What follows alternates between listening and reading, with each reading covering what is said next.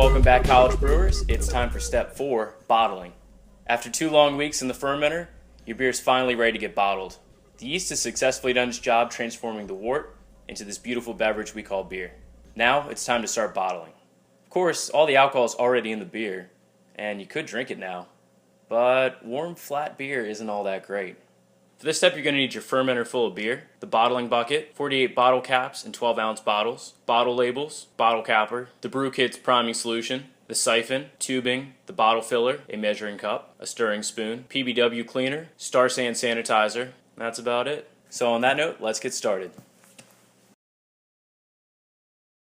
Before you actually get started on bottling, make sure all your equipment, all your bottles, and all your caps are cleaned and sanitized. Use the bottle brush to clean out any dirt or residue stuck in the bottles. Clean everything off using a soft sponge or paper towels. Use the PBW and let everything soak for about 15 minutes. Then once everything's clean, use the Star Sand to sanitize everything. Once you mix the Star Sand with the water, hold each piece of equipment, all the bottles and caps, underwater for about 30 seconds. Now it's time to transfer the beer into the bottling bucket. Go ahead and take your airlock out. Carefully pry off the lid of the fermenter. There we go. When you're siphoning, make sure the bottom of the fermenter is still higher than the top of the bottling bucket. The auto siphon, you just want to give it a few pumps to get it started. Everything's transferring over nicely. Try to avoid transferring the solids at the bottom of the fermenter. We really don't want that in the bottles. Carbonate the beer by adding the priming solution. This will feed the yeast the right amount of sugar it needs to carbonate in the bottle. This is known as bottle conditioning. It's the final step of fermentation, and it all takes place in the bottle. This time we're not worried about producing alcohol, we just want to keep the CO2 the yeast produces. Once we seal the bottle airtight, the CO2 is going to have nowhere to go. This means it'll infuse with the actual beer and carbonate it.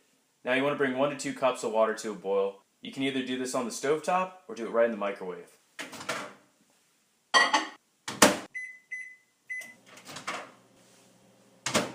Once boiling, add the priming solution and stir until it's dissolved.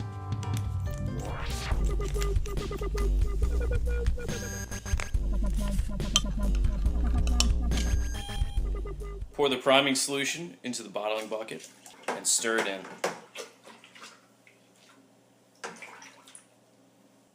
Attach the tubing to the bottle filler and the other end to the spigot. And turn the handle on the spigot. Insert the bottle filler into the bottle and press down gently. Fill it up to the rim of the bottleneck. When the bottle filler is removed, the volume should drop down to a perfect ½ inch below the top of the bottle. Once you've filled up all the bottles, it's time to cap them. Place a cap on top of the bottle. Hold the capper on top. Carefully pull down the handles while applying even pressure.